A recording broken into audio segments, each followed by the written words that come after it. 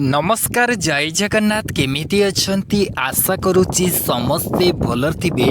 तो दर्शक बंधु आज हूँ 26 एप्रिल 2026 मसीहा। तेबे आज दिन में आपण मानकु 9 रु 10 टी बड़ खबर गुरुत्वपूर्ण खबर एवं ता सहित किछिटा खुशी खबर जणेबी। देखंतु दर्शक बंधु जो खबर ओडिशा सरकार एवं केंद्र सरकार एवं ता सहित माननीय मुख्यमंत्री मोहन माझी तरफ जहाँ भी घोषणा होईची आपण मानकु से विषय कहबी एवं ता सहित पेंशन कर्मचारी जहाँ भी लेटेस्ट टॉप न्यूज आसी आपण मानकु से विषय मध्य कहबी। तो समस्त को अनुरोध समस्ते आज अपडेट को शेष पर्यंत देखिए। वीडियो जदि आपण मानकु भल लगिबो वीडियो को गोटी गोटी लाइक करिवे शेयर करिवे एवं आपण ए वीडियो को केउ जिल्ला रो देखुछंती निहाती भाबरे कमेंट सेक्शन दे कमेंट करके जणेबे। ता सहित जो माने एपर्यंत आम चैनल को सब्सक्राइब करना तेरे चैनल को निहाती भावरे सब्सक्राइब करी रखिए। देखंतु दर्शक बंधु मु जेउ जेउ उपरे पढ़ुचे समस्ते दया करिके ध्यान सहित शुणिबे कारण समस्तक पई वेरी वेरी इंपोर्टेंट इनफॉर्मेटिव खबर रही। देखंतु सबुठारु गुरुत्वपूर्ण अपडेट रहुची आंध्र बीएड बड़ स्काम होईची आपण माने स्क्रीन माध्यम रे देखि पारुथिबे।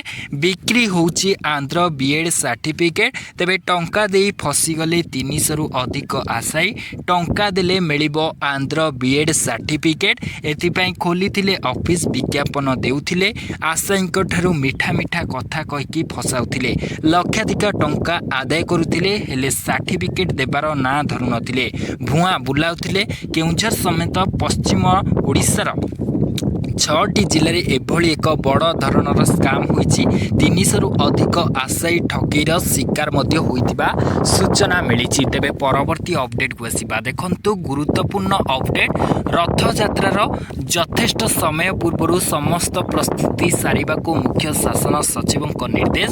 विश्व प्रसिद्ध पुरी रथ यात्रा 2026 प्रस्तुति संपर्कित चतुर्थ बैठक मुख्य शासन सचिव अनुराग अध्यक्षतार लोकसेवा भवन स्थित सम्मेलन कक्ष अनुष्ठित हो जाइए। पूर्व बैठक गुड़िक निष्पत्ति केते दूर कार्यकारी होइछि से संपर्क में समीक्षा करा जायतिला। एथि सहित आगामी प्रस्तुति और कार्यर अग्रगति संपर्क में समीक्षा मध्य करा जायतिला। तेबे रथ यात्रार यथेष्ट पूर्व समस्त प्रकार प्रस्तुति सारिबा को मुख्य शासन सचिव निर्देश देइछन्ति। ये होछि सबुठारु एक गुरुत्वपूर्ण अपडेट माने आपण मानक पई गुरुत्वपूर्ण अपडेट सबुठारु बर्तन पई बड़ खबर सामना को आसीछि। आरआई परीक्षा रे विपरीत शब्द विवाद शाश्वतर विपरीत नश्वर ना क्षणिक ताकू नेकी हाईकोर्ट रे बर्तन पई प्रश्न उठिछि। हाईकोर्ट रे काट खाइला विशेषज्ञ कमिटी जुक्ति आरआई मेन परीक्षा देबे बाद पड़िथिबा छात्री जो माने अछंती तो आरआई अमीन पद पई अनुष्ठित प्रिलिमिनारी परीक्षा रे शाश्वतर विपरीत शब्द को नेकी विवाद देखा देइछि। एही परीक्षा रे आवेदनकारिणी रेशमा रानी साहू शाश्वतर विपरीत शब्द नश्वर लेखिथिबा बेले विशेषज्ञ कमिटी क्षणिक उपयुक्त शब्द दर्शाई एथिपाई मार्क काटी देइथिले जहा सूचना मिली। समस्त गोटे गुरुत्वपूर्ण अपडेट हाईकोर्ट एही मामलार शुणाणी करी अंतरीण आदेश रे आवेदनकारिणी को मुख्य परीक्षा देबा लगी सुजोग देबा को निर्देश देइछन्ति। तेबे मामलार चूड़ांत राय उपरे परीक्षार भविष्य निर्भर करिबो बोली अदालत तांको आदेश रे सृष्टि करिछन्ति। तेबे एहाकु नेकी आपण मानकर मतामत कोन रहिबो निश्चित भावरे कमेंट सेक्शन दे कमेंट करके जणांतु। आसीबा परवर्ती अपडेट को देखंतु समस्त डाक्तर मानक पाई गुरुत्वपूर्ण कारण डाक्तर को हाईकोर्ट कर तागिद पढ़ी हेउ नाही डाक्तर प्रेस्क्रिप्शन हाईकोर्ट कर असंतुष्ट।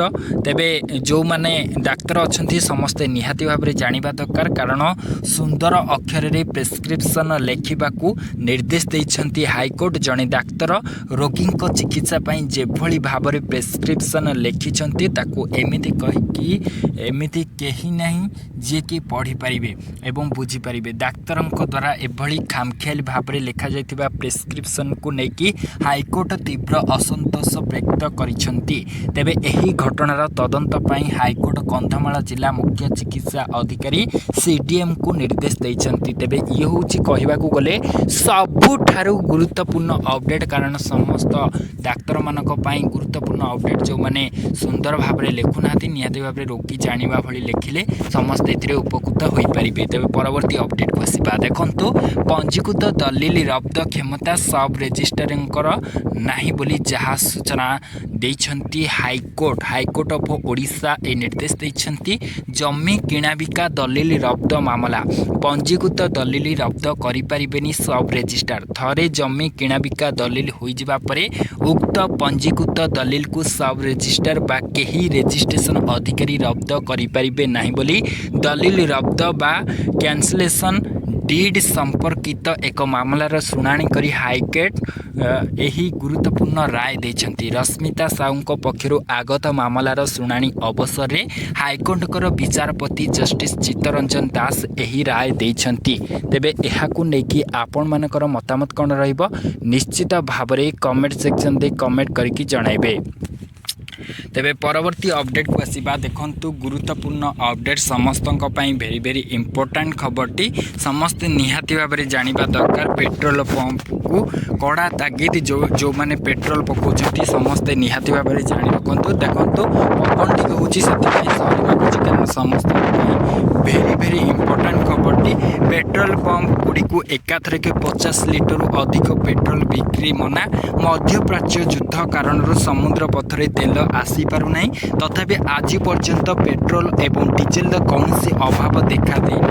ହେଲେ ନିୟମିତ ବ୍ୟବଧାନରେ ଏଭଳି କିଛି କଟକଣା ସାମ୍ନାକୁ ଆସୁଛି ଯାହା ତେଲ ବଜାର ଉପରେ ଥିବା ଭିତିରି ଚାପକୁ ପଦାରେ ପକାଇ ଦେଉଛି। ସେଭଳି ଏକ କଟକଣା ଓଡ଼ିଶାରେ ଲାଗୁ ହୋଇଛି। ତେବେ ପରବର୍ତ୍ତୀ ଅପଡେଟ୍କୁ ଆସିବା। ଦେଖନ୍ତୁ, ବହି ନାହିଁ, ଖରା ଛୁଟିରେ ପଢ଼ିବେ କ'ଣ ପିଲା? ତ ଏହାକୁ ନେଇକି ବର୍ତ୍ତମାନ ପାଇଁ ରାଜ୍ୟରେ ପ୍ରଶ୍ନ ଉଠିଛି।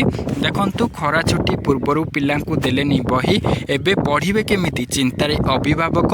ନୂଆ ଶିକ୍ଷାବର୍ଷ ଆରମ୍ଭର 20 ଦିନ ଟପିଲାଣି, ହେଲେ ଏଯାଏଁ ସ୍କୁଲରେ ପହଞ୍ଚିଲାନି ପାଠ୍ୟପୁସ୍ତକ। ବିଦ୍ୟାଳୟ ଓ ଗଣଶିକ୍ଷା ବିଭାଗ କହିଲା ଖରା ଛୁଟି ପୂର୍ବରୁ ସମସ୍ତ ବହି ସ୍କୁଲରେ ପହଞ୍ଚିବ।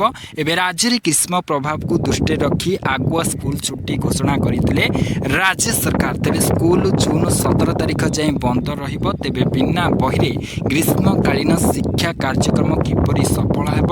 ଖରା ଛୁଟିରେ ବିନା ବହିରେ ପିଲାମାନେ କିପରି ଘରେ ରହି ପଢ଼ିବେ, ତାକୁ ନେଇକି ଏବେ ଅଭିଭାବକଙ୍କ ଚିନ୍ତା ବଢ଼ି ଚାଲିଛି। ତେବେ ଏହାକୁ ନେଇକି ଯେଉଁ ପିଲାମାନେ ଦେଖୁଛନ୍ତି, ଯେଉଁ ଅଭିଭାବକମାନେ ଦେଖୁଛନ୍ତି ଏବଂ ଯେଉଁ ସ୍କୁଲ ଟିଚରମାନେ ଦେଖୁଛନ୍ତି ନିହାତି ଭାବରେ କମେଣ୍ଟ ସେକ୍ସନରେ କମେଣ୍ଟ କରିକି ନିଜର ମତାମତ ଜଣାଇବେ। ତେବେ ପରବର୍ତ୍ତୀ ଅପଡେଟ୍କୁ ଆସିବା। ଦେଖନ୍ତୁ, ଦିନକ ପାଇଁ ବସିବ ବିଧାନସଭା ସ୍ୱତନ୍ତ୍ର ଅଧିବେଶନ।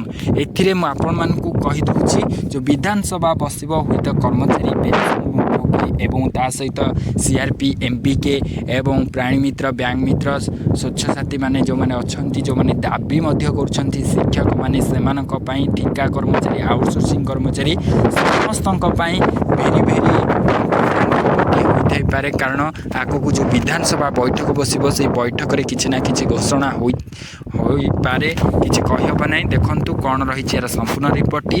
ଏପ୍ରିଲ 30 ତାରିଖରେ ବସିବ ବିଧାନସଭାର ସ୍ୱତନ୍ତ୍ର ଅଧିବେଶନ।